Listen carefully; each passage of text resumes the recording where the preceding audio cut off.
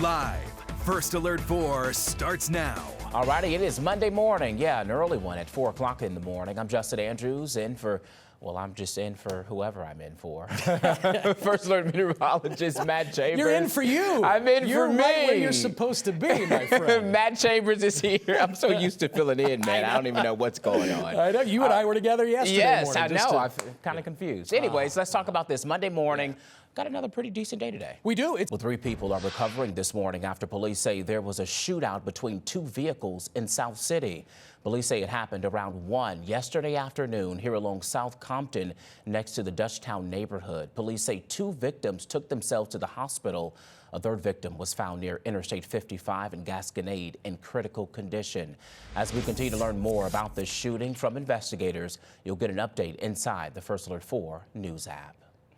Well, after crowds filled city streets nationwide for No Kings rallies over the weekend, voters in Missouri's 2nd District kept that momentum going, hitting the streets again yesterday. Protesters packed the street, calling out Missouri Congresswoman Ann Wagner, asking one simple question: where is she? Our Kimberly Donahue set out with voters and those vying for Wagner's seat about what they want to see change in. Remember those stolen golf carts in Soulard? We told you about it last week. Well, this morning, police say they got them back and they have a man in custody. The circuit attorney's office says this man, 42-year-old Blake Dieter, who you see right here on your screen, was taken into custody on Friday. Prosecutors say that he was caught after stealing another golf cart. Police tell us he had a loaded gun on him when he was arrested, and investigators found several other weapons they believe were bought with money from the sale of those stolen golf carts. This news comes as the Board of Aldermen is expected to vote this week on a bill that could put restrictions and limits on golf carts along city streets. Alderman Matt Devotie is leading the push on this bill. Currently, there is no ordinance allowing golf carts on city streets, so they're technically illegal. Devotie's bill would make them legal, but limit their use on public streets to 25 miles per hour or less, require a valid driver's license and seatbelt for those under 16, and no operation on sidewalks or parks except for a forest park. Well, the Defense Department is confirming another deadly strike over the weekend, this time on a suspected drug vessel in international waters. The Trump administration says more than 30 people have been killed in these missions, now creating tensions with several South American countries. CBS's Bradley Blackburn has more. It's 4:09 this morning. Israel and Hamas are still honoring the ceasefire agreement, but tensions in the region continue to grow. So next, right here on 4, how White House officials are responding. Thousands of people took to the streets of Santiago, Chile this weekend, but not for a protest. They were there for the city's annual Zombie Walk. The iconic parade celebrates the living dead, with participants dressing as zombies, as vampires, and all kinds of creatures. Here's a video here. The celebration there was filled with some costumes, music, and of course, community. This year's event even paid tribute to the comic book character, Dr. Mortis. This has been going on, I think, since about 2011, if my memory serves me correctly. I just looked up to see the dog with the scissors stuck in its neck.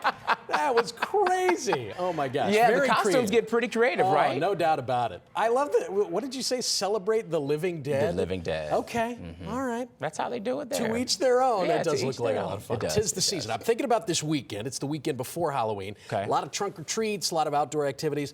There's going to be some rain, all right? That's our next chance. Okay. We're going to talk more I about it. was going to say, we still need the rain. Thank you, Matt.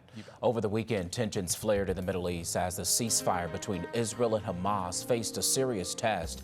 Israeli forces halted aid to Palestine after accusing Hamas of killing 2 soldiers. CBS's Bradley Blackburn is following the latest developments. Well, after a courageous fight with a brain tumor, a local teen is spreading hope. After the break, we'll show you how her Make-A-Wish experience is changing lives. Here's a live look at the Gateway Arch in downtown St. Louis. 419, a chilly 48 degrees out there. You might want to grab a coat, a jacket, sweater, all the fall things. We'll be back in just a second. The bracelet is now available. We have a link posted right now on this story on the First Alert 4 News app. Well, those in need of a life-saving transplant now with another resource to help them. Still ahead right here on 4, the story of one St. Louis family grateful for this resource. Live, First Alert 4 starts now.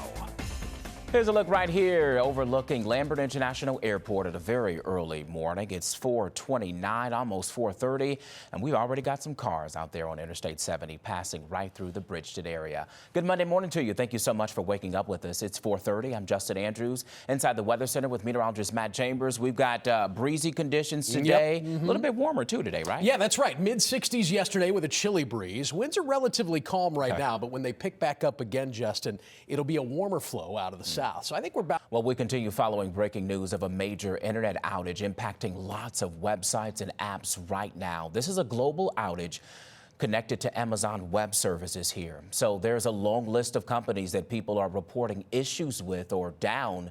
Detector is also reporting. That includes Amazon, Zoom, Slack, Venmo, Lyft, Peloton, and so many others. Within the last few minutes, we just got an update from Amazon Web Services saying it has identified the potential root cause for the error. Rate said it's working on a system recovery right now. But be aware this morning, if you're having issues with any of those apps that we listed above or any websites right now, it could be connected to this large internet service outage. So make note of that this morning. Well, as the government shut down Interstate 20 now with no end in sight, the federal agency that oversees the U.S. nuclear stockpile is furloughing most of its staff today. Well, a spokesperson for the department says about 1,400 workers will receive furlough notices, leaving fewer than 400 remaining on site. Since the agency's start in 2000, it has never furloughed federal workers until now. Meanwhile, here at home, despite the government shutdown, 2 St. Louis landmarks have reopened over the weekend. Here's a live look thanks to our Ford Skycam network at the Gateway Arch. We also know that the old courthouse as well. These 2 welcomed visitors again thanks to funds raised by multiple groups. Officials say enough money was collected to keep them open through November 1st. If the government shutdown continues. St. Louis Public Schools is once again looking for a new leader for the district. For now, the district named Dr. Myra Berry, who currently serves as the interim chief of human resources, to be the interim superintendent. We should learn more about the firing of Superintendent Dr. Millicent Borshade during a news conference this afternoon. Borshade was let go Friday during a closed-door meeting. The district says the school board decided to change its leadership, and they say it's necessary to move the district forward. The district also says that it plans to address numerous other topics this afternoon. That includes financial stewardship of the district, school closures, and also the ongoing recovery from the May 16th tornado. Well, if your tap water tastes or smells a little different, don't worry. St. Charles says that it's still safe to drink. Officials posting on social media its recent maintenance at the Elm Point water treatment plant reduced pressure, which slightly affected the treatment process. Crews at the plant are working around the clock to make sure the water stays safe for everyone. Well, more than 9,000 people are waiting for a liver transplant here in the U.S. 4:37 after a tough loss to the Blackhawks last Wednesday, the Blues, they bounced back this weekend, securing their first home win of the season. They beat Central Division rival Dallas Stars 3-1. So just how big was this win for getting back on track? Gives you confidence because everybody knows, like, a lot of people have Dallas going to Stanley Cup. It's a really talented lineup. They're deep. They're good at every position. They're really good down the middle. I was really proud of our centers, the way they did on draws tonight and the way they competed against that. City SC wrapped up its season on Saturday with a 2-2 draw against Real Salt Lake. Trailing late, City tied it up in the 88th minute. The team finishes the season with an 8-8-18 record. While they did not end with a win, the interim head coach David Critchley still considers it a solid finale. Cyber attacks are on the rise, happening more often than before. Next, right here on First Alert 4, how you can protect your data. Well, despite their fierce name, killer whales are showing a softer side. A new study finds that orcas are forming unique connections with human beings. CBS's Gwen Baumgartner has this story. As cyber threats keep growing, from schools to hospitals and even your personal computer, experts say protecting yourself online is so important now more than ever. In this Watching Your Wallet, our consumer investigator, Carice Jackman, shows us simple steps to stay safe in this digital world. Well, it might be Monday, but there's one event happening later this week that you'll certainly want to prepare for. So coming up after the break, we've got the details on the event not seen in almost a decade. Also this morning, make sure you stay connected with us right here at First Alert 4 to what's happening all across the St. Louis area. All you have to do is visit firstalert4.com and also turn those push notifications on. That way you can get instant updates on the First Alert 4 news and weather apps right there on your fingertips.